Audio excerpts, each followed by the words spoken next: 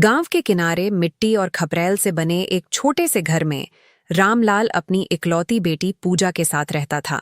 उसकी पत्नी को गुजरे हुए 10 साल हो चुके थे। तब से रामलाल ने माँ और बाप दोनों बनकर अपनी बेटी को पाला था। गरीबी उसकी जिंदगी का हिस्सा थी, लेकिन ईमानदारी उसकी सबसे बड़ी दौलत थी। गांव में लोग अक्सर कहते थे, रामलाल गरीब जरूर है, लेकिन उसके जैसा नेक इंसान पूरे इलाके में नहीं मिलेगा। पूजा भी बिल्कुल अपने पिता जैसी थी, संस्कारी, मेहनती और त्याग करने वाली। उसने कभी अपने पिता से कोई जिद नहीं की। जब दूसरी लड़कियां नए कपड़े मांगती थीं, तब पूजा पुराने कपड़ों को सिलकर पहन लेती थी। जब दूसरे बच्चे मेले में जाते थे, तब वह घर पर रहकर अपने पिता का हाथ बटाती थी। रामलाल की सबसे बड़ी चिंता सिर्फ एक थी, अपनी बेटी की शादी। उसके पास सिर्फ 2 बीघा जमीन थी, जो उसके पिता की निशानी थी। उसी जमीन से उसकी रोटी चलती थी और उसी जमीन पर उसकी उम्मीदें टिकी थीं। रामलाल का एक सबसे अच्छा दोस्त था, हरिराम। दोनों बचपन से साथ थे। गांव वाले उन्हें सगे भाइयों से भी बढ़कर मानते थे। जब रामलाल की पत्नी की मौत हुई थी, तब हरिराम ही था जिसने उसे संभाला था। जब कभी रामलाल के घर में अनाज खत्म होता, हरिराम मदद के लिए खड़ा हो जाता। कम से कम रामलाल यही समझता था। उसे नहीं पता था कि जिस इंसान को वह अपना भाई मानता है, वही उसकी जिंदगी बर्बाद करने की तैयारी कर रहा है। एक दिन गांव के एक अच्छे परिवार से पूजा का रिश्ता आया। लड़का सरकारी नौकरी में था और परिवार भी अच्छा था। रामलाल की खुशी का ठिकाना नहीं था। उसने अपनी पत्नी की तस्वीर के सामने खड़े होकर कहा, देखना, मैं हमारी बेटी की शादी बहुत सम्मान से करूंगा। लेकिन खुशी ज्यादा देर टिक नहीं सकी। लड़के वालों ने साफ कहा, हमें दहेज नहीं चाहिए, लेकिन शादी सम्मान से होनी चाहिए। रामलाल समझ गया कि शादी के खर्च के लिए उसे पैसे चाहिए होंगे। उसने फैसला किया कि वह अपनी आधी जमीन बेच देगा। उसी शाम वह यह बात हरिराम को बताने गया। हरिराम ने तुरंत कहा, तू चिंता मत कर रामलाल, मैं तेरे साथ हूं। जमीन बेचने की जरूरत नहीं पड़ेगी। मैं पैसे का इंतजाम कर दूंगा। रामलाल की आंखें भर आईं। भगवान हर किसी को तेरे जैसा दोस्त दे। हरिराम मुस्कुरा दिया, लेकिन उस मुस्कान के पीछे वर्षों की नफरत छिपी हुई थी। कुछ दिनों बाद वह कुछ कागजात लेकर आया और बोला, ये सिर्फ कर्ज के कागज हैं। बैंक से पैसा निकलवाने के लिए साइन करने होंगे। रामलाल पढ़ा लिखा नहीं था। उसने अपने दोस्त पर आंख बंद करके भरोसा किया और बिना पढ़े कागजों पर अंगूठा लगा दिया। उसे नहीं पता था कि वह कर्ज के नहीं, अपनी पूरी जमीन के हस्तांतरण के कागजों पर निशान लगा रहा है। 2 महीने बाद तहसील से नोटिस आया। उसमें लिखा था कि उसकी पूरी जमीन अब हरिराम के नाम हो चुकी है। रामलाल के पैरों तले जमीन खिसक गई। वह दौड़ता हुआ हरिराम के घर पहुंचा। भाई, यह क्या है? हरिराम पहली बार उसके सामने जोर से हंसा। गलती नहीं हुई रामलाल, ये सब मैंने ही किया है। रामलाल के हाथ कांपने लगे। लेकिन क्यों? हरिराम की आंखों में वर्षों का जहर दिखाई दे रहा था। क्योंकि मैं कभी तेरा दोस्त था ही नहीं। आज से 20 साल पहले तेरे पिता की वजह से मेरे पिता को पूरे गांव के सामने अपमानित होना पड़ा था। उसी दिन मैंने कसम खाई थी कि एक दिन तुम्हारे परिवार को बर्बाद कर दूंगा। रामलाल स्तब्ध रह गया। उस गलती में मेरा क्या दोष था? हरिराम बोला, दोष नहीं था, लेकिन बदला तो किसी से भी लिया जा सकता है। उस दिन रामलाल टूट गया। गांव वालों ने भी उसका साथ नहीं दिया, क्योंकि कागजों में सब कुछ कानूनी दिख रहा था। लोग उसका मजाक उड़ाने लगे। कोई कहता, इतना भोला भी कोई होता है? कोई कहता, अब रोने से क्या फायदा? उधर शादी की तारीख नजदीक आ रही थी। पैसे नहीं थे, जमीन नहीं थी, सम्मान भी नहीं बचा था। एक रात उसने देखा कि पूजा अपने पुराने कपड़ों को सी रही है। उसकी आंखें भर आईं। बेटी, अगर मैं तेरी शादी न कर पाया तो? पूजा ने उसके हाथ पकड़ ली। मेरे लिए आप सबसे बड़ी दौलत हो। शादी बाद में भी हो सकती है। उस रात रामलाल बहुत रोया। उसे पहली बार लगा कि वह एक असफल पिता है। लेकिन पूजा ने हार नहीं मानी। उसने गांव के बच्चों को ट्यूशन पढ़ाना शुरू कर दिया। साथ ही कढ़ाई और सिलाई का काम भी करने लगी। धीरे धीरे कुछ पैसे आने लगे। वह सुबह 4 बजे उठती, घर का काम करती, बच्चों को पढ़ाती और रात देर तक कपड़ों पर कढ़ाई करती। गांव की औरतें उसके काम की तारीफ करने लगीं। लेकिन यह कमाई शादी के खर्च के सामने बहुत छोटी थी। उधर हरिराम रोज नई चोट देता।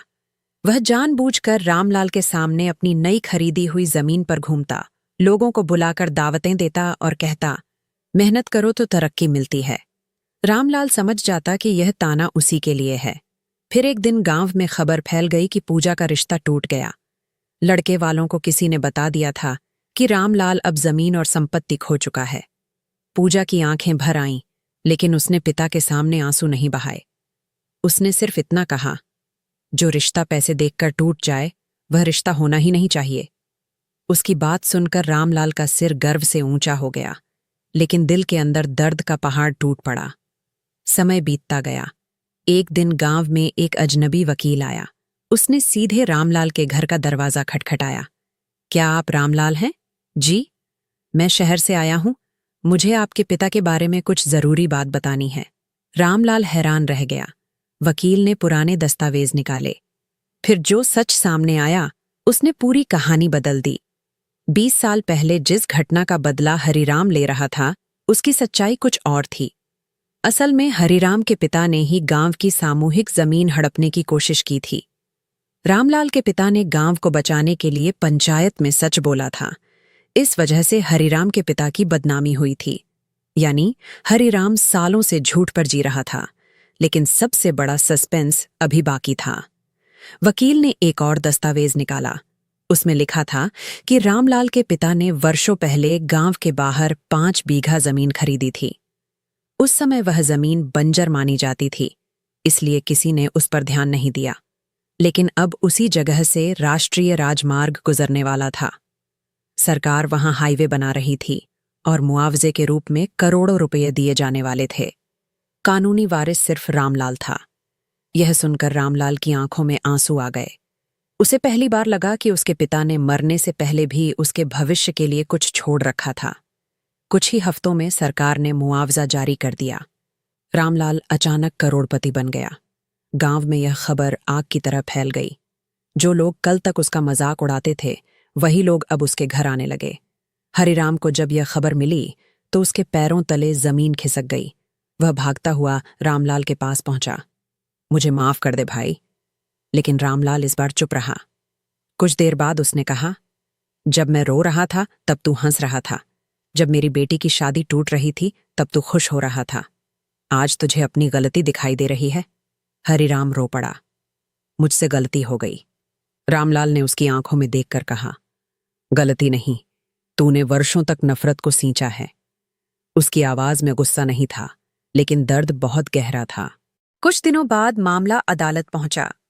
जांच में साबित हो गया कि हरिराम ने धोखे से जमीन अपने नाम करवाई थी।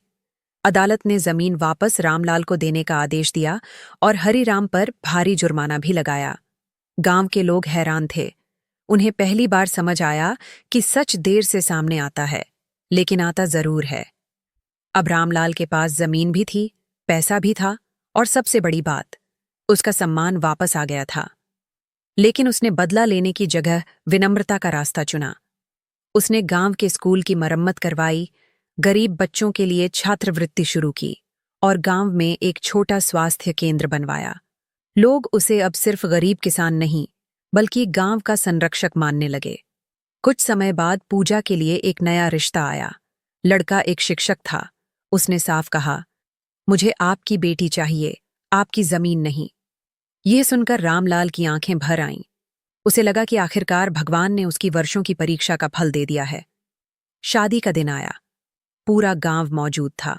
ढोल नगाड़ों की आवाज गूंज रही थी। पूजा दुल्हन बनी बैठी थी। विदाई के समय वह अपने पिता के गले लगकर रो पड़ी। बाबूजी, आज जो सम्मान मुझे मिला है वह आपकी ईमानदारी की वजह से मिला है। रामलाल की आंखों से आंसू बह निकले। उसने अपनी बेटी के सिर पर हाथ रखा और कहा, बेटी, जिंदगी में कभी सच का साथ मत छोड़ना। जब बारात विदा हुई तो उसने आसमान की तरफ देखा। उसे लगा जैसे उसकी पत्नी और उसके माता पिता कहीं ऊपर से मुस्कुरा रहे हों। दूर खड़ा हरिराम यह सब देख रहा था। उसके पास अब भी घर था, जमीन थी और पैसा भी था, लेकिन जो चीज सबसे कीमती थी, लोगों का सम्मान, वह हमेशा के लिए खो चुका था। उस दिन पूरे गांव ने एक बात सीखी कि गरीब इंसान की सबसे बड़ी ताकत उसकी जमीन नहीं, उसका चरित्र होता है, और जो दोस्त बनकर दुश्मनी निभाते हैं वे अंत में सबसे ज्यादा अकेले रह जाते हैं। रामलाल ने अपनी जिंदगी से यह साबित कर दिया कि ईमानदारी की राह भले कठिन हो, लेकिन उसकी मंजिल हमेशा सम्मान और सुकून तक पहुंचती है।